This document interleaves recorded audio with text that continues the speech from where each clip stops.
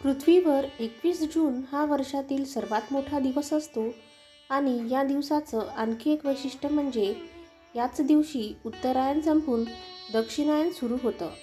उत्तरायण आणि दक्षिणायन या दोन स्थिती असतात. सूर्याचं उत्तरायण आणि दक्षिणायन म्हणजेच सूर्याचा उत्तर दिशेकडील आणि दक्षिण दिशेकडील सुरू झालेला प्रवास. पृथ्वी 365 दिवसांत सूर्याभोवती एक प्रदक्षिणा पूर्ण करते. 6 महिने पृथ्वी उत्तर ध्रुवाकडे कललेली असते, तर 6 महिने पृथ्वी दक्षिण ध्रुवाकडे कललेली असते. तर 6 महिन्यांच्या अंतराने 2 दिवशी सूर्य आणि पृथ्वीचे अंतर सारखेच असते. त्यामुळे वर्षातला 2 दिवशी दिवस आणि रात्रीचा वेळ समान असतो. दक्षिणायन म्हणजे काय? सूर्याची उगवण्याची स्थिती दिवसेंदिवस दक्षिणेकडे झुकण्याच्या क्रियेला दक्षिणायन असे म्हणतात. दक्षिणायनात पृथ्वीच्या दक्षिण गोलार्धात सूर्याचा प्रवेश दर्शवतो, त्यामुळे या क्रियेला दक्षिणायन असं संबोधलं जातं. जून ते डिसेंबर महिन्यात सूर्याचा दक्षिणेकडचा प्रवास म्हणजे दक्षिणायन. 21 जूनला दक्षिणायन सुरू होतं आणि 22 डिसेंबरला दक्षिणायन संपतं. या 6 महिन्यात पावसाळा, शरद, हेमंत आणि हिवाळ्याची सुरुवात असे ऋतू पाहायला मिळतात. दक्षिणायन सुरू झाल्यानंतर दिवस छोटा होऊ लागतो, तर रात्र मोठी होऊ लागते. ज्या दिवशी दक्षिणायन संपतं म्हणजेच 22 डिसेंबरला सर्वात छोटा दिवस असतो आणि सर्वात मोठी रात्र असते. या दिवशी सूर्य विषुववृत्तापासून जास्तीत जास्त दक्षिणेकडे कललेला दिसतो आणि दक्षिण ध्रुव सूर्याच्या जवळ कललेला असतो. तर 21 सप्टेंबरला दिवस आणि रात्र सारखे असतात. उत्तरायण म्हणजे काय? सूर्याची उगवण्याची स्थिती दिवसेंदिवस उत्तरेकडे झुकण्याच्या क्रियेला उत्तरायण असे म्हणतात. उत्तरायणात पृथ्वीच्या उत्तर गोलार्धात सूर्याचा प्रवेश दर्शवतो, त्यामुळे या क्रियेला उत्तरायण असं संबोधतात.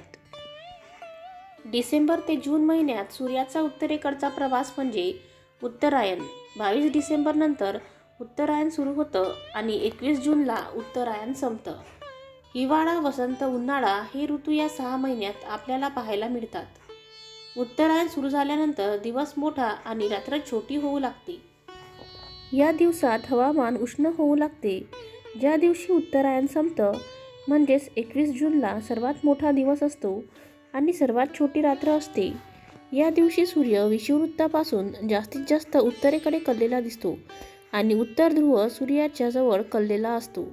तर 21 मार्चला दिवस आणि रात्र सारखे असतात. अग्निदेवाच्या प्रभावाने ब्रह्मसाक्षात्कार झालेले असे लोक जेव्हा 6 महिने सूर्य उत्तरायण करतात, तेव्हा दिवसाच्या उजेडात शरीर सोडून जातात. त्यांना पुन्हा जन्म घ्यावा लागत नाही. असे योगी जे रात्रीच्या अंधारात, कृष्ण पक्षात आणि दक्षिणायन काळात भगवान ध्रुवाच्या प्रभावाने आपले शरीर सोडतात, ते चंद्राच्या जगात जातात आणि पुनर्जन्म घेतात. जे लोक आपले शरीर प्रकाशात सोडतात, त्यांना पुन्हा जन्म घ्यावा लागत नाही. तर जो माणूस अंधारात मरतो, तो पुन्हा जन्म घेतो. येथे प्रकाश आणि अंधार म्हणजे सूर्याचे उत्तरायण आणि दक्षिणायन होय. यामुळेच सूर्याच्या उत्तरायणाचे महत्त्व लक्षात घेऊन भीष्मांनी मकर संक्रांती म्हणजेच सूर्य उत्तरायण हा दिवस प्राणत्याग करण्यासाठी निवडला होता. सूर्याचे उत्तरायण धार्मिक ग्रंथांमध्ये शुभ मानले जाते. याला देवांचा दिवस असेही म्हणतात. या काळात धार्मिक कार्य केली जातात. यामध्ये लग्न, मुंडन, घराचे वास्तू इत्यादी शुभ कार्य केले जातात. त्याचबरोबर सूर्याच्या दक्षिणायन काळात कोणतेही शुभ कार्य करण्यास मनाई असते. हे नकारात्मकतेचे प्रतीक मानले जाते. तथापि उत्तरायण हा काळ इच्छा पूर्ण करण्यासाठी आणि सुख पूर्ण करण्यासाठी सर्वोत्तम मानला आहे. जर तुम्हाला माझा व्हिडिओ आवडला असेल तर प्लीज माझ्या चॅनलला लाईक, शेअर आणि सबस्क्राईब करा. धन्यवाद.